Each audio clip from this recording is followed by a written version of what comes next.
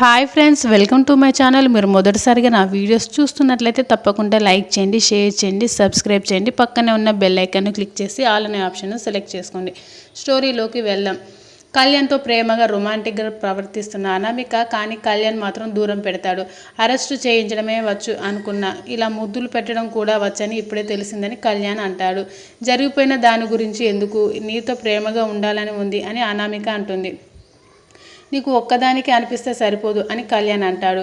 ఏ mood లేదా sorry Kalyan అని అనామిక చెబుతుంది. తర్వాత వెళ్ళి అక్కడున్న ఫ్లవర్ వాజ్ తీసుకురమ్మంటాడు కళ్యాణ్. దాంతో సరే అని తీసుకొస్తుంది అనామిక. ఫ్లవర్ వాజ్ను కింద పడేయమని అంటాడు కళ్యాణ్.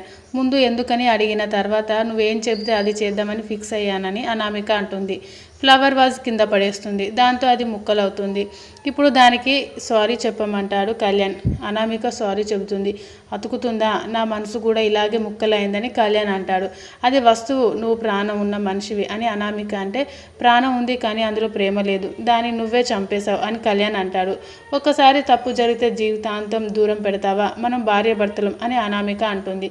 అది అనుకుంటే సరిపోదు, ఇప్పుడు నీకు నచ్చినట్లు ఉండాలని అనుకున్నావు, ఇప్పుడు కూడా నువ్వు నీకు నచ్చినట్లే ఉంటున్నావు.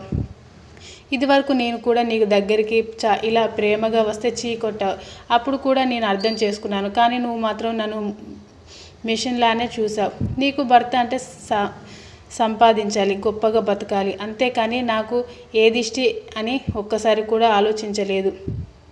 మనం ఇప్పటికీ కలవం అని కళ్యాణ్ చెప్పేసి వెళ్ళిపోతాడు. మరోవైపు రాజు తనకు ఫ్లవర్ బొకేపై మై డియర్ కళావతి అని రాసిన గ్రీటింగ్ చూసి మురిసిపోతుంది కావ్య. నా మీద ప్రేమ లేనప్పుడే మీపై ప్రేమ చూపించిన దాన్ని, అలాంటిది మీకు ప్రేమ ఉందని తెలిసినప్పుడు ప్రేమ చూపించకుండా ఎలా ఉంటాను అని రాజును చూస్తూ అనుకుంటుంది కావ్య. అనంతరం పడుకున్న రాజు దగ్గరికి ప్రేమగా మెల్లగా వెళ్తుంది. రాజుకు ముద్దు పెడదామని దగ్గరికి వెళ్ళి ఆగిపోతుంది. నాకేంటి గుండె ఇంత వేగంగా కొట్టుకుంటుంది అని కావ్య అనుకుంటుంది. ఇంతలో కావ్య మనసాక్షి బయటకు వచ్చి నవ్వుతుంది. ఏంటి, ఎందుకు నవ్వుతున్నావు అని కావ్య అడుగుతుంది. పెళ్ళై ఇన్నేళ్ళైనా శోభనం కాలేదు, నీపై ప్రేమ ఉందని తెలిసింది కదా, తను ఎలాగూ బయటపడడు, నువ్వే ముందుకు వెళ్ళాలి, లేకుంటే ఇంకో బిడ్డను తీసుకొస్తాడు, అప్పుడు వాళ్లకు పాలు పడుతూ కూర్చోవాలి, వెళ్ళి పక్కన కూర్చోమని ముద్దు పెట్టుకో అని ధైర్యం చెబుతుంది కావ్య మనసాక్షి. దానికి భయంగా ఉందని కావ్య అంటే, ఈ మగాళ్ళను నమ్మకూడదే, లేకుంటే ఇంకో బాబుని తీసుకొస్తాడు అని ధైర్యం చెప్పింది కావ్య. వినదు. దాంతో సరే నేను పెట్టుకుంటాను, అది చూసి నువ్వు పెట్టుకో అని కావ్య మనసాక్షి అంటుంది. నువ్వు పెట్టుకుంటావని కావ్య ఆశ్చర్యంగా అడిగితే, నువ్వు నేను ఒకటేనా, మనం ఒకటేనే అని కావ్య మనసాక్షి వెళ్ళి రాజుకు ముద్దు పెడుతుంది. దాంతో కావ్య కళ్ళు మూసుకుంటుంది. అది చూసిన కావ్య మనసాక్షి ఓసి నీ సిగ్గు సింతకెళ్ళా అని మాయమైపోతుంది. నిద్ర లేచిన రాజు కావ్య కళ్ళు మూసుకోవడం చూసి కంగారు పడతాడు. పిలిచి, ఎందుకు కళ్ళు మూసుకున్నావు, బట్టలన్నీ బాగానే వేసుకున్నాను కదా అని అంటాడు. ఏం చెప్పకుండా కావ్య సిగ్గుతో వెళ్ళిపోతుంది. అర్థం కాక రాజు చూస్తాడు. మరోవైపు కళ్యాణ్ హాల్లో కవితలు రాసుకుంటూ ఉంటాడు. అది చూసిన రుద్రాని ఈ సంగతి అనామికకు తెలిస్తే గొడవ చేస్తుంది అని వెతుకుతుంది.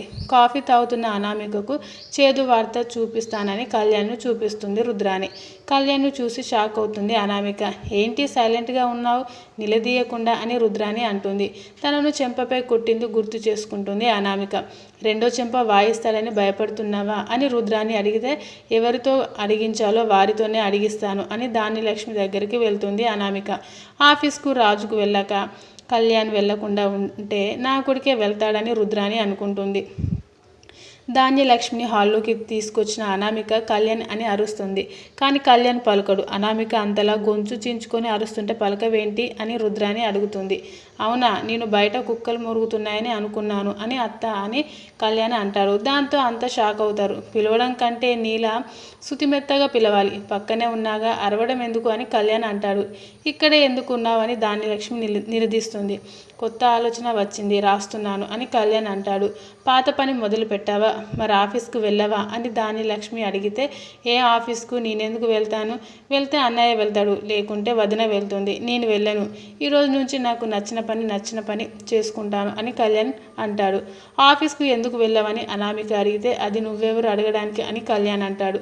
నేను నీ భార్యను, అడగాల్సిన హక్కు, చెప్పాల్సిన బాధ్యత నీకు ఉందని అనామిక అంటుంది. హో అవునా, నేను నీ భర్తనా, సరే అందరినీ తన భర్తపై కేసు పెట్టారా అని అడుగుతాడు కళ్యాణ్. లేదు, అనామిక ఒక్కతే నీ మీద కేసు పెట్టిందని ప్రకాశం అంటాడు.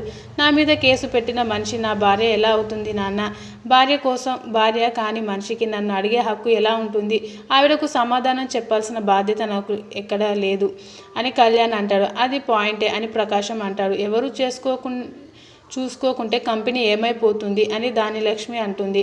కంపెనీ గురించి ఆలోచించేంతగా నువ్వెప్పుడు ఎదిగిపోయావు అని ప్రకాశం అంటే, నేను కంపెనీ గురించి ఆలోచించే అంత ఎదిగిపోలేదు, కానీ నా భర్త ఆఫీస్కు వెళ్ళాలని గొప్పగా ఉండాలని అనుకోవడం తప్ప అని అనామిక అంటుంది.